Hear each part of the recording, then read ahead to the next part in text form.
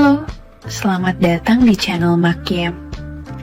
Pada kesempatan kali, aku ingin menceritakan pengalaman yang kudapat dari Mina dan keponakannya. Kisah yang kualami beberapa tahun yang lalu sewaktu aku bekerja sebagai penagih di koperasi. Penasaran? Langsung saja kita mulai ceritanya. Pekerjaan menjadi penagih bank harian rupanya gampang-gampang susah. Pasalnya, hampir setiap hari aku harus menghabiskan waktu berhadapan dengan para nasabah untuk menagih cicilan. Dan hampir rata-rata nasabahku adalah ibu rumah tangga atau pemilik warung. Tak jarang dari mereka menunggak pembayaran pada saat aku datang dengan berbagai alasan.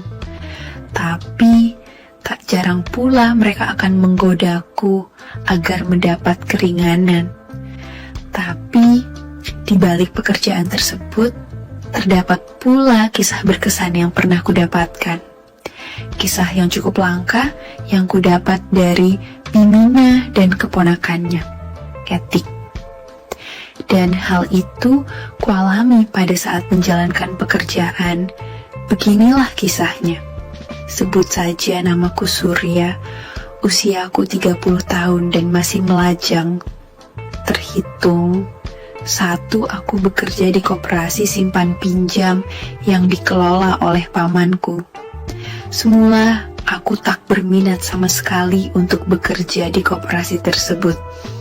Apalagi, aku yang merupakan lulusan hukum, rasanya tak cocok saja bekerja pada bidang penagihan.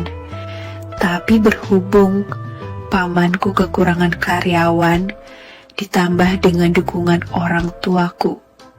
Akhirnya, aku pun bergabung dan bekerja di koperasi simpan pinjamnya. Pada mulanya, sempat ingin berhenti menekuni profesi tersebut. Banyak kesan buruk di mata masyarakat tentang penagih cicilan. Apalagi aku yang belum berpengalaman, tak jarang mendapat cacian, tapi juga ada godaan yang datang dari nasabah. Selain itu, jam kerjaku yang begitu padat dengan target yang harus terpenuhi membuatku harus memikirkan waktu istirahatku. Biasanya, aku akan mampir ke warung untuk sekedar bersantai dan minum kopi untuk mengatasi rasa jenuh itu. Seperti pada hari itu. Jam 7 malam, gerimis hujan, aku masih berada di jalan raya untuk menemui nasabah yang juga pulang kerja di malam hari. Supaya tidak mengantuk saat berbicara nanti, aku memutuskan singgah di warung untuk memesan kopi. Sekalian berteduh hingga gerimis reda nanti. Aku berhenti di sebuah warung sederhana pinggir jalan yang bertuliskan Warung Hidayah. Warung tersebut agak jauh dari rumah lainnya dan sekilas nampak tertutup dengan gorden dan lampu remang-remang. Berhubung gerimis yang kuperkirakan agak lama, maka kuputuskan untuk singgah sejenak di sana. Setelah aku masuk, rupanya di dalam sana sudah terdapat 2 pria yang sedang duduk-duduk dan sepertinya tinggal membayar makanannya. 2 pria tersebut kuperkirakan berusia sekitar 30 tahunan. Agaknya mereka semua merupakan tukang bangunan. Pasalnya, di dekat warung tersebut juga terdapat sebuah rumah tinggal yang sedang dibangun. Sedangkan warung yang tidak jelas terangnya itu dijaga oleh ibu-ibu sekitar 50 tahunan dan juga wanita yang kuperkirakan 40 tahunan. Saat itu juga aku langsung duduk dan memesan kopi pada ibu-ibu tersebut. Tapi Setelah kopi selesai, yang mengantar justru wanita yang berusia 30 tahunan. Saat dia meletakkan kopi di depanku, aku sempat salah tingkah ketika dia memperhatikanku sambil tersenyum. Dan setelahnya, ia malah sesekali melirikku. Aku sempat berpikir, apakah ada yang aneh padaku? Padahal wajahku juga biasa saja. Sementara dua pria tadi mendadak menggoda ibu-ibu tadi. Tapi si ibu tadi tak menanggapi. Aku bisa memakluminya. Pasalnya, ibu-ibu itu memang masih nampak awet muda. Apalagi jika berbicara anugerah kuasa yang bisa dibilang lebih daripada umumnya. Wah, mentang-mentang ada yang muda, Biminah jadi sombong ya, Tik. Celetuk salah seorang tukang bangunan pada wanita yang berusia 30 tahunan itu. Aku tertawa dalam hati. Rupanya ibu itu bernama Biminah, sedangkan yang wanita satunya bernama Etik. Ya udah, mending pulang saja, Tik, ujar pria satunya lagi. Mereka lantas beranjak meletakkan lembaran uang untuk bayar makanan yang dipesan tadi. Setelah kedua pria itu pergi, tinggal aku yang duduk sendirian di bangku dengan kopi sisa setengah gelas. Sudah malam begini, kok makanan masih sisa begitu banyak, Bi? Warung buka jam berapa tadi? Tanyaku pada Biminah. Namanya juga dagang, Mas. Gak tentu, kadang-kadang habis, kadang-kadang sisa. Aku mengangguk. Kalau yang itu anak Bibi? Tanyaku menunjuk Etik. Bukan, itu ponakan saya, Etik. Etik tersenyum manis padaku membuatku makin grogi. Cuma berdua saja di sini. Suami di mana? Tanyaku. Bibiku sudah janda, Mas. Janda kembuang. Celetuk Etik sambil cekikikan. Hus, kebiasaan, Tik. Sergah Mbak Mina. Emang iya sih, sahut Etik sambil mengedipkan matanya padaku. Kopinya sudah habis diminum, Mas? Tanya Etik. Sudah, Mbak, sahutku. Etik lantas mengambil gelas yang ada di depanku dan entah keberanian dari mana aku justru meraih tangannya. Wih, Masnya Granit teh, seru Etik. Alah, gitu aja bilang Granit, Tik, ujar Biminah. Ketika Etik berjalan ke dapur membawa gelas kopi kosong, Biminah melangkah membawa lap menuju meja bekas dua pria tadi. Maaf, Dek, permisi, Bibi bersihkan meja sebentar, kata Bibi Minah. Monggo, Bi, jawabku. Kukira Biminah hanya membersihkan tempat makan pria tadi, tapi rupanya ia juga membersihkan meja yang kugunakan. Sejenak ada deswiran dalam diri. Bagaimana tidak? Pada saat Biminah membersihkan mejaku, tentu saja mata ini tertuju pada anugerah yang kuasa tersebut. Dia bahkan seperti sengaja demikian dan berulang-ulang. Hal tersebut membuat niat mulia dalam diri timbul sampai pada saat ia kembali mendekat, aku iseng menaruh tangannya. Hayo, aku tersenyum. Kan Bibi dulu, jawabku. Ih, ojo ngono tuh, Mas, kata Biminah melepas tanganku lah, lalu beranjak meninggalkanku. Andai dia tahu hikmah kehidupan dunia fana telah hormat kala itu. Tik, kopinya tinggal 2 bungkus. Beli sana 5 bungkus saja dulu, besok baru beli di pasar, suruh Biminah pada Etik, keponakannya. Etik pun mengambil uang di laci, lalu melangkah keluar dari warung menghilang di kegelapan malam. Sementara Bimina beranjak menuju dapur.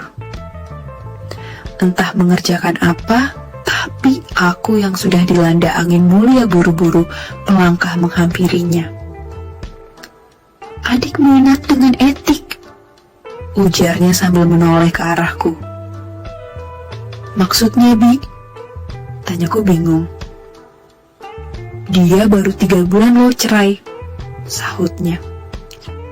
Saat itu pun aku baru mengerti warung yang kudatangi bukanlah warung biasa.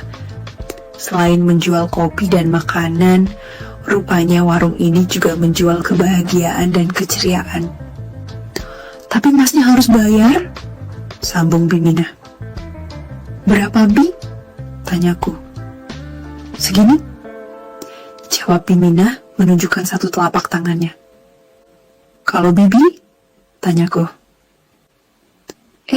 "Bibi sudah tua loh," jawabnya. "Lagi pula saya nggak ada duit, Bi," kataku melangkah memberitahu isi dompet.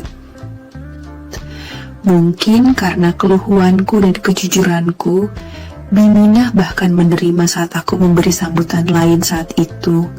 Ia justru bernyanyi dengan nada syair Melayu. Bahkan tanpa kuminta, beliau menyiapkan anugerah yang kuasa dan secara bersamaan mengambil hikmah kehidupan fana. Alunan qasidah pun kulantunkan di dapur menjadi nada satu dengan syair Melayu itu. "Idih Bibi," seru Etik yang tiba-tiba sudah mematung di depan pintu dapur. Konstan aku menoleh kaget, berbeda dengan Bimina yang justru tenang dengan kehadiran keponakannya itu. Sudah jam 9, tutup warung sana," suruh Bimina. Etik sempat terpaku sebelum akhirnya melangkah pergi mengikuti ucapan Bimina tadi. Sementara aku pun melanjutkan saran dan langkah solusi. Hingga beberapa saat lamanya, Etik pun kembali lalu mengusulkan kami ke Vin 2 ke ruangan lain. Hujan yang semula hanya gerimis saja berubah menjadi hujan yang penuh dengan berkah. Di sana pula, tak hanya Bimina yang mengalami masalah, tapi keponakannya juga. Sebagai sesama manusia yang peduli sesama, akhirnya dengan adil dan bijaksana, aku mengatasi solusi dan permasalahan mereka. Aku benar-benar tak mengira jika niatku yang hanya memesan kopi saja malah mendapat berkah masalah juga. Kendati demikian, setidaknya aku bahagia karena bisa membantu Bimina dan juga keponakannya.